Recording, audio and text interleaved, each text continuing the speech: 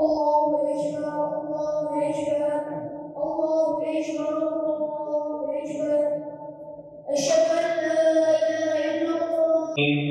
Maliki yevmiddin. İyyâke na'budu ve iyyâke nesta'in. En'amte aleyhim gayril mağdubi aleyhim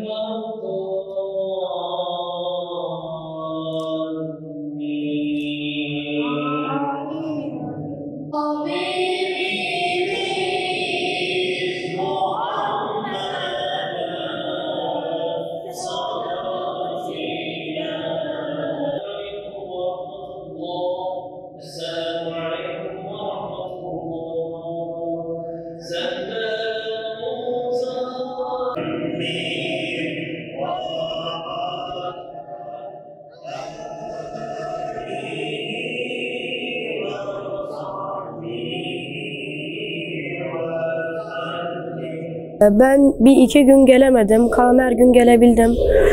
Allah razı olsun, Emrullah abimin camisinde arkasında yanında kalmaya çalıştım. Bayram hediyelerinin yanında öyle kalmaya çalıştım. Arkada müezzinle yardım etmeye çalıştım. Namazımızı kıldıktan sonra Emrullah abimin yanına gelip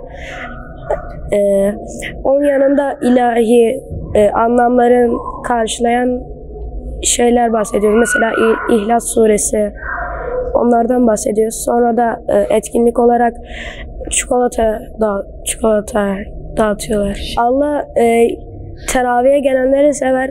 Yani gelenler hayır işliyor. Annenizi, babanızı, teyzenizi falan, akrabalarınızı getirin. Sonra ibadetlerinizi doğru şekilde yapın. Düzenli namaz kılın. Namazdan önce geliyoruz, arkadaşlarımızla oyunlarımızı oynuyoruz. Ezan okunuyor. Camimize giriyoruz, namazımızı kılıyoruz. Emrullah Hoca'nın yanına gidiyoruz. Her arkadaşımızın camiye gitmesini tavsiye ederim. Cami çok güzel bir yer. Teravihlere gelsinler, sevap kazanırlar. Allah onları sever. Allah'ı sevdiği kişiyi herkes sever. Camiye geliyoruz. Camiye geldiğimiz zaman ezan okunana kadar oyun oynuyoruz. Ezan okunduktan sonra içeriye giriyoruz. Namaz kılıyoruz. Camiye gelmelerini tavsiye ederim. Namaz kıldığımızda Allah'ın huzuruna çıkıyoruz. Namazı sevmeliyiz. Namazdan sonra Emrullah Hocamın yanına gidiyoruz. İlahiler söylüyoruz. Dualar okuyoruz. Ayet hadisi ezberliyoruz. Camiye gelmelerini tavsiye ederim. Cami güzel bir yer. Bu camiye 4-5 senedir geliyorum. 4-5 sene içinde de Emre Hocam'la tanıştım.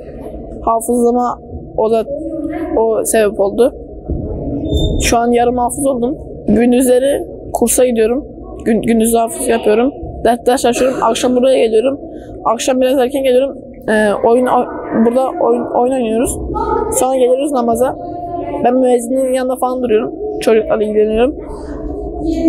Sonra namaz bittiğinde Emre Hoca'yla vakit falan geçiriyoruz. Sonra eve gidiyorum. Oruç İslam'ın şartıdır. Yani zorunlu yani. Teravihde vakit geçiyor. Güzel geçiyor. Hem namaz kılıyoruz. Hem güzel vakit geçiyoruz. Hem çikolata yiyoruz. 4-5 senedir Emrullah Hoca'nın yanında ilk geldiğinde ben de bu arkadaşlarım gibi Kur'an okumayı bilmiyordum. Emrullah Hoca'dan eğitim aldım. Sonra gözümü açıp kapayınca kadar baktım hafıza geçmişim. Şimdi gündüz hafızlık yapıyorum. 10. turla gidiyorum. İnşallah yarısını bitirdim. Namaz kılınca Allah'ın sevgisi artar. Namaz kılanı sever. Namaz kılınca çocuğdan mesela benim gibilerin hisleri değişir. Duyguları değişir. Mesela her gün camiye gelirlerse devamlı gelmeye başlarlar yani. Resmindeki camilere gitsinler, teravihlerine gitsinler, ibadetlerini yapsınlar. Sonra zaten bu yapınca alışkanlık haline gelmeye başlar. Ben de ilk geldiğimde böyle 4 sene önce ben de bilmiyordum hiçbir şeyi. Şimdi elhamdülillah hafızlık yapıyorum. Annemle geliyoruz. Bazen kardeşimle geliyoruz. Namazdan önce biraz oyun oynuyoruz. Ezan okununca ben müezzinliğe geçiyorum arada bir. Namaz bittiğinde herkes hocanın yanına gidiyor. İlahiler söylüyoruz. Gelirlerse Allah onları daha çok sever. Onlara daha çok sevap verir.